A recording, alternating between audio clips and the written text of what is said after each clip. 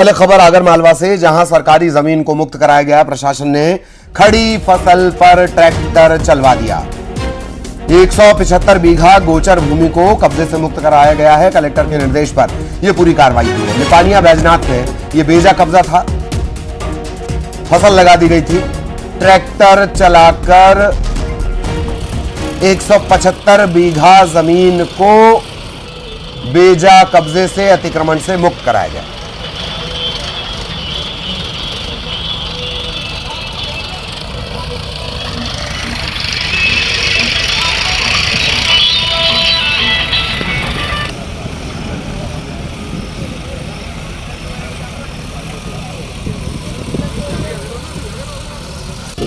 News 18 Madhya Pradesh Chhattisgarh पर ये exclusive तस्वीरें इस वक्त आप देख रहे हैं, आगर मालवा की तस्वीरें। और निपानिया बैजनाथ में ये पूरी कार्रवाई हुई है, जहां 175 बीघा गोचर भूमि को बेजा कब्जे से मुक्त कराकर रखा गया है।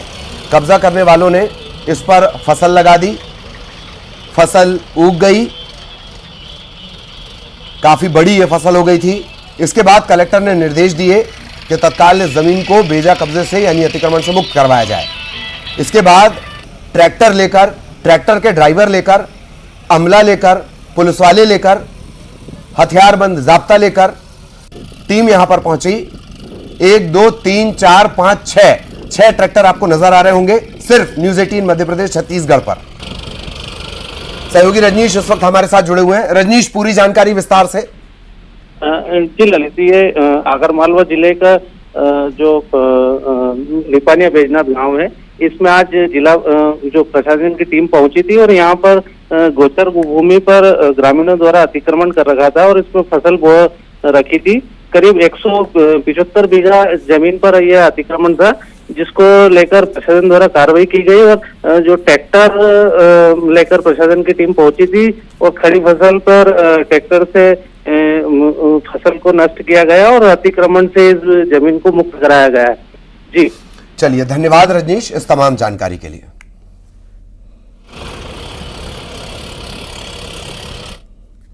इधर राजधानी भोपाल में मर्डर का मामला सामने आया है। मर्डर की वारदात सामने आई है। श्यामला हिल्स इलाके में एक युवक का शव मिला है। कल रात से ही घर से यह युवक लापता था। परिजनों का यह कहना है कि साथियों ने इसकी हत्या की है। युवक के सिर और पेट पर चोट के निशान मिले हैं। पुलिस ने मामला दर्ज कर शव को पोस्टमार्टम के लिए भेज दिया है।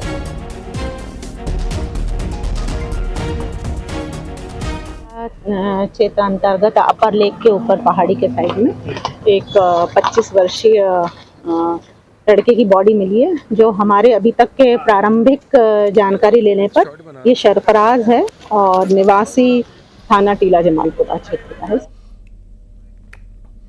इधर जबलपुर में सबसे पुरानी टॉकीज पर चला है बुलडोजर। अभिनेता प्रेमनाथ का ये एम्पायर टॉकीज था। जर्जर भवन गिराने के अभियान में इस पर बुलडोजर चला दिया गया। प्रशासन की टीम ने टॉकीज को गिराया है। सालों से ये जो एम्पायर टॉकीज है ये खंडहर बनी हुई थी, कभी भी गिरने की हालत में ये पहुंच चुकी थी और यही वजह है कि इसे एहतियातन पूरी तरह से डिसमेंटल कर दिया गया।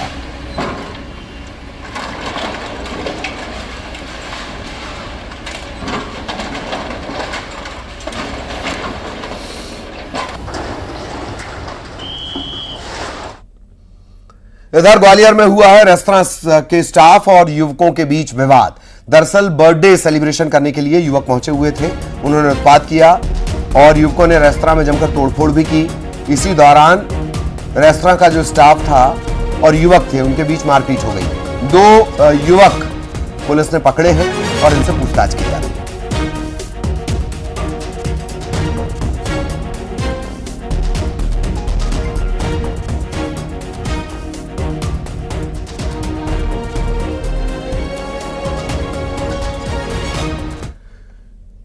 इधर जबलपुर में लगातार हो रही बारिश के चलते अब डायरिया के बाद स्वाइन फ्लू ने पैर पसारने शुरू कर दिए हैं।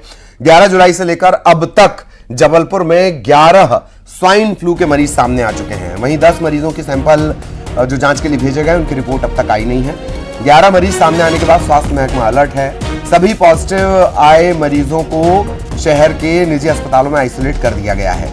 राहत की बात यह है कि जो पॉजिटिव आए सभी मरीज हैं, उनकी हालत सामान्य है। कोई भी गंभीर स्थिति में नहीं पहुंचा है, लेकिन सभी का इलाज डॉक्टर्स की निगरानी में चल रहा है। 11 जुलाई से लेके आज दिनांक तक 11 मरीज पॉजिटिव आए हैं स्वाइन फ्लू के, और अभी 9 सैंपल्स ऑलरेडी हमारे माइक्रोबायोलॉजी लैब में टेस्टिंग के लिए रखे हुए हैं। इसमें से जो सभी मरीज हैं, चूँकि पहले हम लोगों ने मेडिकल कॉलेज में इसका आइसोलेशन वार्ड बनाया था कि जो भी मरीज पॉजिटिव आए तो उसे मेडिकल में ही भर्ती करें। और इधर इंदौर में नगर निगम में फर्जी बिल समेत कई घोटालों के खिलाफ कांग्रेस ने हल्ला बोल प्रदर्शन किया। धरने के बाद कांग्रेसियों ने निगम मुख्यालय में घुसने की भी कोशिश की। कुछ कार्यकर्ता बैरिकेड फांदकर अंदर घुसने लगे। पुलिस ने वाटर कैनन चलाकर इन्हें किसी तरह खदेड़ा। इसमें कुछ कार्यकर्ता और मीडियाकर्मी घायल हुए हैं।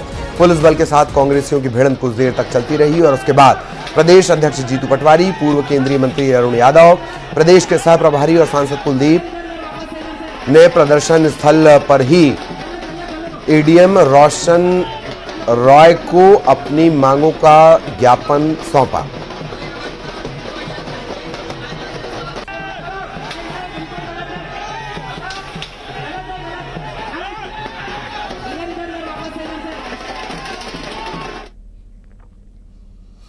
इधर रायपुर में छत्तीसगढ़ कॉलेज में अखिल भारतीय विद्यार्थी परिषद और एनएसयूआई के कार्यकर्ताओं में जमकर बवाल हो गया। कार्यकर्ताओं ने एक दूसरे को जमकर लात घूंसे और थप्पड़ मारे। मौके पर मौजूद पुलिस वालों ने उन्हें रोकने की कोशिश की तो उनसे भी धक्का मुक्की की गई। किसी तरह पुलिस ने मामला शांत कराया। अब तक जो जानकारी मिली है उसके मुताबिक ये सारा विवाद रैगिंग से जुड़ा हुआ बताया जा रहा है।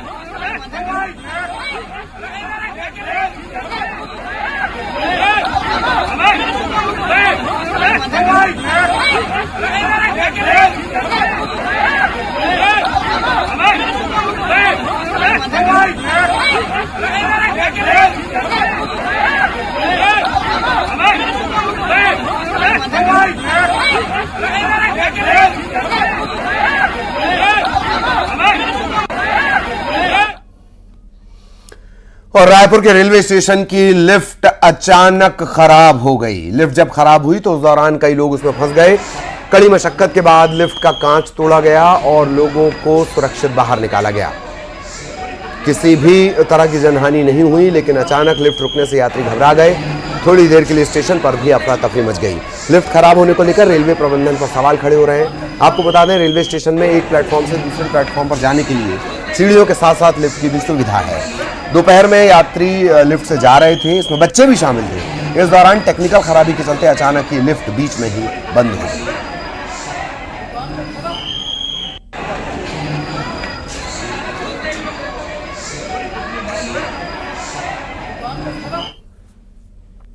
खबर अंबिकापुर से, जहां मेडिकल कॉलेज अस्पताल में 12वीं की छात्रा को मोबाइल नहीं मिला तो उसने जान दे दी। छात्रा के पिता ने बताया बेटी को मोबाइल खरीदने की जिद थी।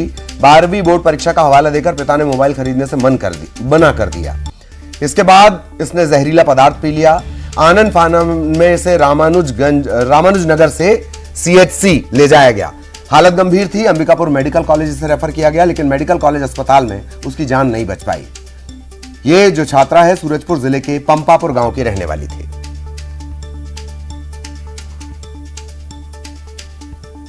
बारहवीं क्लास में थी, बायोलॉजी साइंस से लेके पढ़ रही थी। पढ़ने में बहुत होशियार थी। बस ये था कि मोबाइल के लिए डिमांड कर रही थी 2-3 दिनों से।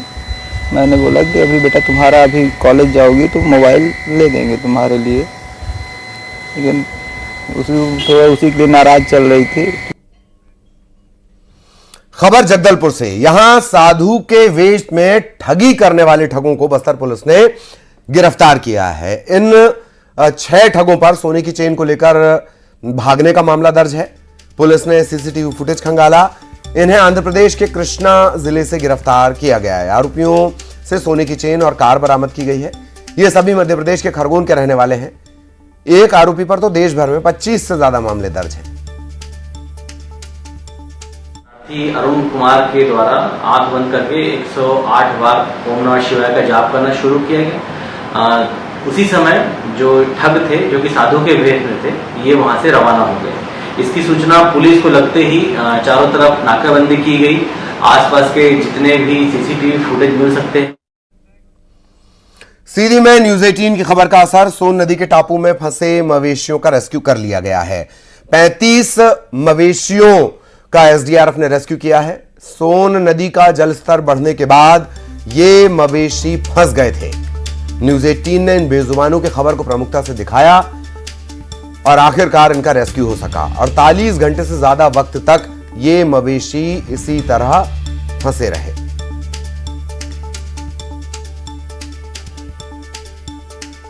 टापू है, टापू पे घास फूस भी है, वहाँ आते जाते रहते हैं। अब कल बरसात हो गई है तो कल बहुत ज़्यादा पानी आ गया था, तो एहतियात के तौर पर हम लोगों को निकाल रहे हैं, रेस्क्यू कर रहे हैं। और पेरिस ओलंपिक में भारत का बड़ा मुकाबला होना है। हॉकी के सेमीफाइनल में जर्मनी से आज मुकाबला होना है भारत का। सेमीफाइनल मैच खेलेगी भारतीय हॉकी टीम। आज ओलंपिक्स में हॉकी का सेमीफाइनल मैच थोड़ी देर में शुरू होने वाला है। हॉकी का सेमीफाइनल मुकाबला जर्मनी से मुकाबला होना है। अगर इसमें भारत जीत हासिल करता है तो कई दशकों बाद भारत एक इतिहास बना देगा।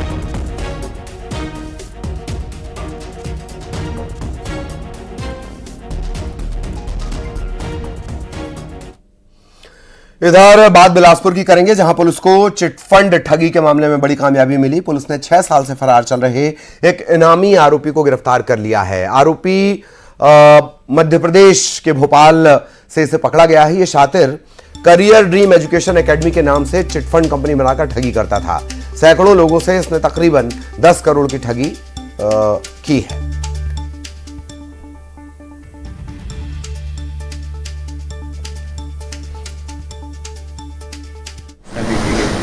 6 वर्षों से ये डायरेक्टर जो था वो फरार था और लगातार इसके पतासाजी का प्रयास अभी किया जा रहा था, जिसमें पुलिस अधीक्षक महोदय ने इनाम की भी उद्घोषणा की थी। 5,000 रुपये का इनाम इस पर उद्घोषित था और इसको पता तलाश करके अभी भोपाल से अरेस्ट किया गया।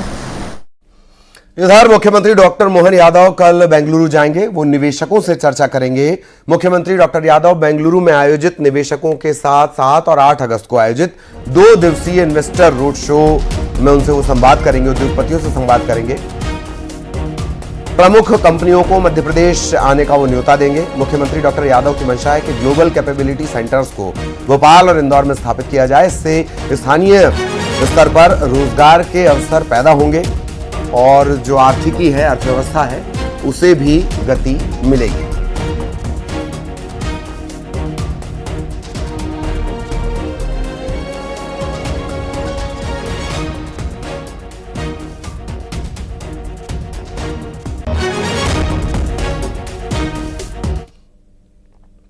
हाथी घोड़ा पाल की, जय कन्हैया लाल की। मध्य प्रदेश में इस बार जन्माष्टमी खास होने वाली है, क्योंकि सीएम डॉक्टर मोहन यादव ने इस बार जन्माष्टमी आयोजन को लेकर बड़ा ऐलान किया है। मुख्यमंत्री ने यह ऐलान बीजेपी पदाधिकारियों के साथ बैठक के बाद किया। सीएम डॉक्टर यादव ने कहा कि इस बार जन्माष्टमी का पर्व मध्य प्रदेश में खास होगा।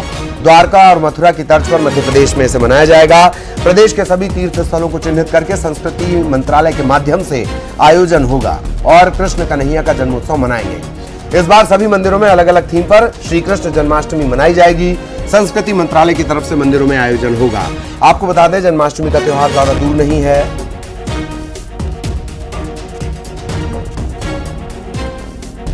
हमने प्रयास किया है कि इस बार जन्माष्टमी, चूंकि जैसे जो द्वारका का महत्व है, जो महाद्वारकाधीश भगवान श्री कृष्ण हुए, जो मथुरा का जहां उनका जन्म हुआ है और बाकी लीलाएं हुई है, वही महत्व मध्य प्रदेश का भी है। मध्य प्रदेश में भगवान श्री कृष्ण की शिक्षा हुई है, भगवान कृष्ण का, और परशुराम जी महाराज ने उनको सुदर्शन चक्र दिया है। रुक्मी से युद्ध हुआ धार के पास, सुदामा और भगवान कृष्ण की दोस्ती का स्थल नारायणा, ऐसे कई तीर्थ स्थल है जिनको तीर्थ के रूप में विकसित करेंगे।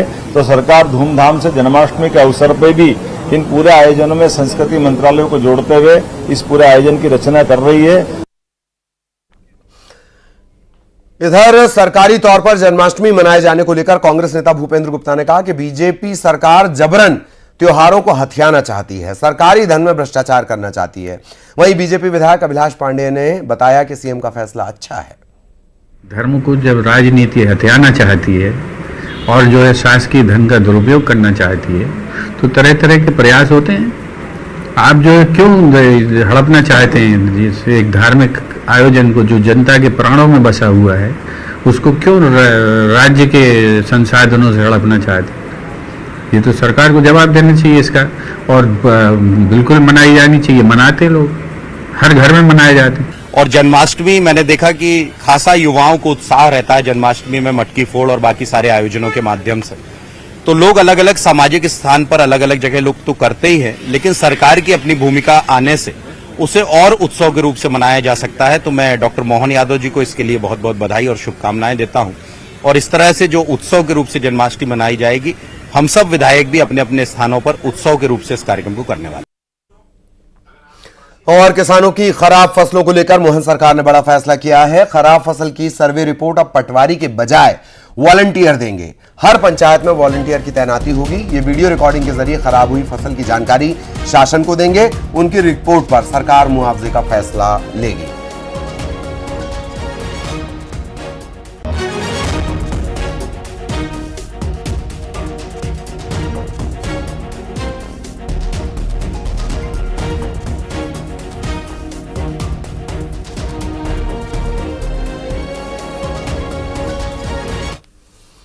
इधर ग्राम पंचायतों में वॉलंटियर की तैनाती पर कांग्रेस नेता ने बीजेपी को निशाने पर लिया। मुकेश नायक ने कहा कि अगर पटवारी पर भरोसा नहीं तो सरकार बीजेपी के वॉलंटियर नियुक्त कर दे। वॉलंटियर आखिर सही मूल्यांकन करेगा कैसे? बीजेपी के वॉलंटियर तो पटवारी की जगह उनको कहीं नहीं अपॉइंट कर देते। पटवारी की आवश्यकता क्या है? किसी भी राज्य का एक अपना सिस्टम होता है, उसके संचालन और संधारण की उसका उत्तरदायी अकाउंटेबिलिटी और रिस्पॉन्सिबिलिटी होती है। उसके लिए स्पेसिफिक काम के लिए स्पेसिफिक कर्मचारी तैनात है।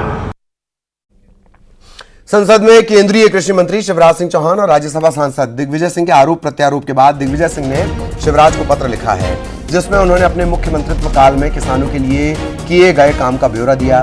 दिग्विजय ने कुछ प्रतियां संलग्न की हैं। उन्होंने कर्ज माफी को लेकर असत्य बोलने के भी आरोप लगाए।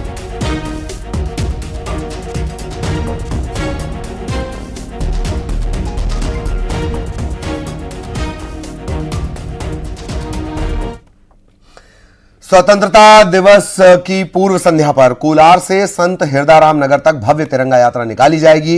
इस यात्रा में सीएम डॉक्टर मोहन यादव समेत हजारों की संख्या में लोग शामिल होंगे। यात्रा की तैयारी को लेकर विधायक रामेश्वर शर्मा ने कलेक्टर कौशलेंद्र विक्रम सिंह समेत पुलिस अधिकारियों के साथ रूट का निरीक्षण किया।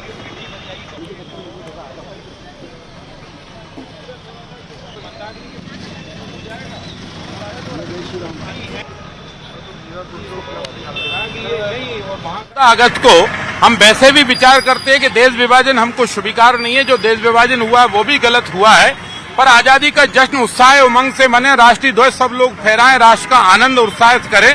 इसलिए Mother Teresa school Kolar doctor Shyama Prasad Mukherjee Nagar से लेकर संत हृदयराम नगर तक विशाल तिरंगा यात्रा निकाली जाएगी। आज उसका रूट देखने के लिए माननीय कलेक्टर महोदय के साथ हम लोग निकले हैं, पुलिस अधिकारी भी साथ में हैं। 14 तारीख के इस आयोजन में माननीय मुख्यमंत्री डॉक्टर मोहन यादव जी भी उपस्थित रहने वाले हैं। छत्तीसगढ़ में 11 अगस्त से बीजेपी तिरंगा अभियान शुरू करेगी। इस अभियान की रूपरेखा तैयार करने के लिए रायपुर में बीजेपी के बड़े नेताओं की बैठक हुई। अभियान को लेकर फाइनल रोड मैप तैयार किया गया है। बीजेपी की तिरंगा यात्रा पर सियासत शुरू हो गई है। कांग्रेस पर पलटवार करते हुए प्रदेश अध्यक्ष किरण सिंहदेव ने कहा कि तिरंगा पर राजनीति करना गलत है। तिरंगा देश की शान है, हर घर में तिरंगा लहराना चाहिए। कांग्रेस ने बीजेपी के इस अभियान पर निशाना साधा। What is wrong in it? क्या गलत है इसमें? हमारे देश में देशवासियों को अगर राष्ट्र प्रेम की भावना अगर उसमें आ रही है, उसमें राष्ट्र प्रेम की भावना आनी चाहिए, जो कि ऑलरेडी है। लेकिन इन सब बातों पर हर घर में अगर तिरंगा लगे तो क्या खराब है? हमारे देश का वो है झंडा, उसके लेकर यात्रा निकले, उसको लेकर भारतीय जनता पार्टी कार्यक्रम करे, तो इस पर तो राजनीति किसी भी कीमत में नहीं होनी चाहिए। तिरंगा का महत्व अब जाकर के तिरंगा का वो लोग प्रोत्साहन दे रहे हैं। अपने आप में देखें लोग, बाकी लोग तो पूरे देश की जनता तिरंगा से प्रेम करते हैं। सिर्फ यही आरएसएस के लोग नहीं करते थे, उनको भी अब ये सद्बुद्धि मिली है। भगवान करे भला करे उनका। दुनिया में जेम्स क्वालिटी के हीरो के लिए प्रसिद्ध पन्ना में किसान की किस्मत चमकी, उसे हीरा मिला है। किसान और उसके दोस्तों की किस्मत एक नहीं बल्कि कई बार चमक चुकी है। किसान दिलीप मिस्त्री और उसके 3 अन्य साथियों को एक बार फिर 16 कैरेट 10 सेंट का जेम्स क्वालिटी का हीरा मिला है। इसकी कीमत है, अनुमानित कीमत तकरीबन 60 लाख। किसान और उसके पार्टनर ने हीरे को हीरा कार्यालय में जमा करवा दिया है। इसे आगामी नीलामी में रखा जाएगा।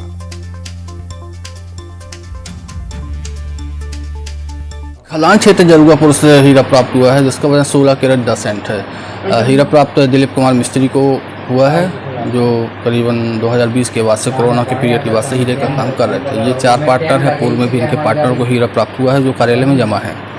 आगे क्या किया जाएगा? आगे आने वाली नीलामी में उनको रखा जाएगा। इस वर्ष के 11 पीस 80 कैरेट 67 सेंट वजन हो गया है। वो आज का 16 कैरेट 10 सेंट है। कैसा हीरा है ये? अच्छा हीरा है, और अभी 2 हफ्ते पूर्व भी एक हीरा 19 कैरेट 22 सेंट का अच्छा हीरा जमा किया गया था। भारत ने पेरिस ओलंपिक में अब तक 3 पदक जीते हैं। मनु भाकर ने महिलाओं की 10 मीटर एयर पिस्टल स्पर्धा, सरबजोत के साथ मिलकर 10 मीटर एयर पिस्टल मिश्रित स्पर्धा में पदक जीता। स्वप्निल को wish the best of luck to all our athletes who are still in the games. Our men's hockey team, our athletics team, our women golfers, our women's table tennis team, our weightlifter Mirabai Chanu, and our wrestlers, especially Vinesh, who is playing in the semi-final in a few hours. Go India, go! Yeah, let's say 3 times. Go India, go! Go India, go! Go India, go! Go India, go! Go India, go! Go India, go! और Paris Olympic में भारत का बड़ा मुकाबला, जिस पर सभी की निगाहें, पूरे देश की निगाहें टिकी हुई हैं। हॉकी का सेमीफाइनल मुकाबला तकरीबन 10:30 बजे ये मुकाबला शुरू होना है। आज भारतीय हॉकी टीम ओलंपिक्स के सेमीफाइनल में जर्मनी के साथ अगर आज जीते तो 44 साल बाद फाइनल में पहुंचेंगे। इससे पहले 1980 मॉस्को। और यहां रुकेंगे एक ब्रेक के लिए।